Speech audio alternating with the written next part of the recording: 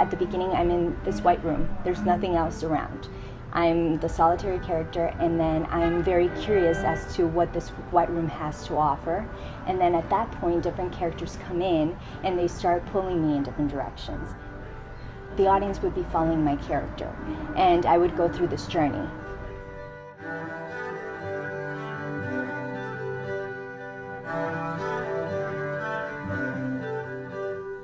Jennifer Muller's The White Room demonstrates the tremendous capacity of the human body to hold and convey authentic emotion through performance.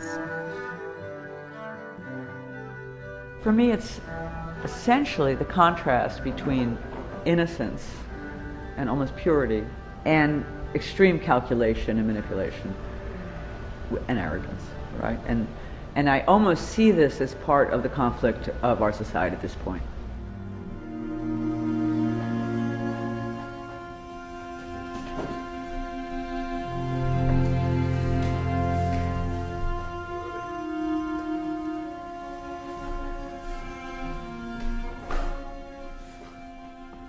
In the spectrum of this, all the characters are on some kind of line on this spectrum between innocence and calculation.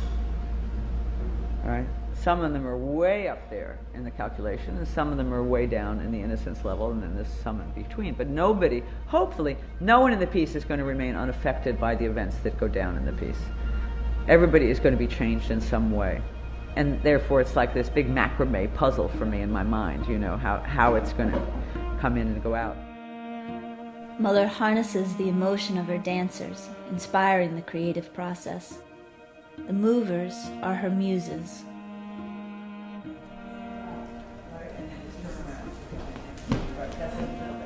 Now throw. That's right, exactly, that's it, that's great. Right? Yeah, exactly, like, it's really cruel, it's really dismissive, right, you know? Huh?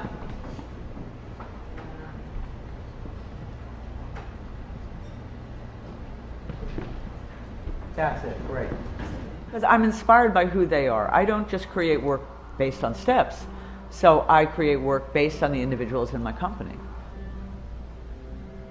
I have to be sparked imaginatively by them. And then sometimes I will use them to their best ability. Sometimes I like to push them in a direction they might not have gone yet. And sometimes I like to just see if I can increase what that great quality that I see is. Working one-on-one with Jennifer in the studio, it's, you know, we could be working on something and I may not have any idea what it's about or where it is in the piece. And so as she's creating the movement or the gesture, she's talking about it, and she's always very verbal and vocal, and, you know, and then we kind of do it together. She looks at it and she's like, no, it needs to be a little more, you know, something that's emoting, you know, it's a little softer, it's a little sadder, it's a little more angry, there's more frustration. Whatever you feel, but you've got to be tense. This is a tense field. I think this is a really tense field. Right, exactly. Right, and then shake yourself out of it. Right, that's what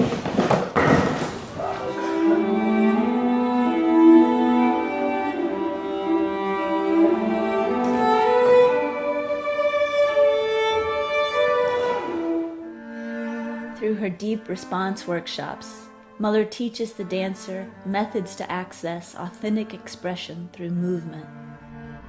Dancers are not trained to be emotional. That is why we do the workshops. I have to pull that out of them until they get comfortable with doing it. Everything that I do, there has to be something behind it. It can't just be, you know, an arabesque. There's something more to it. Something that comes from deep inside of yourself that you can then birth and source, just like a really good actor does. That happens by deep listening, and it happens by birthing the emotion so that it comes through you without effort.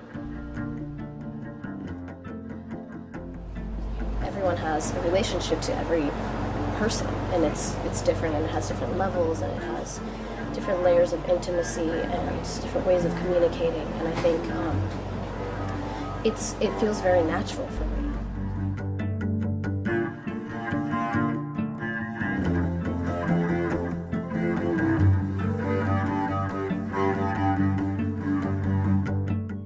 Very important for me that the work does try to communicate something that can affect change.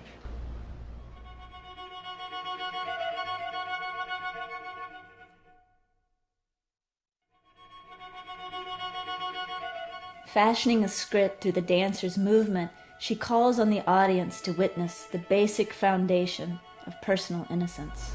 I know what's going to happen to them at the end. They're going to, sort of become what I am. And it's not necessarily something that I want to be. I'm ultimately looking for love in all that mess of things.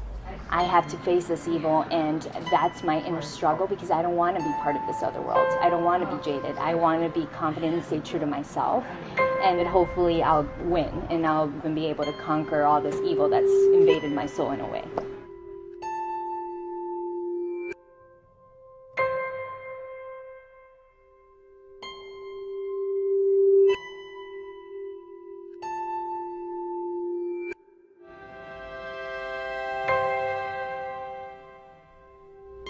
And I believed, and I try very hard to retain looking at life through the eyes of a child, to have that kind of wonder about life, to have that kind of discovery in my own life, not to get jaded and to become an image of myself, but just to stay as authentic as I can.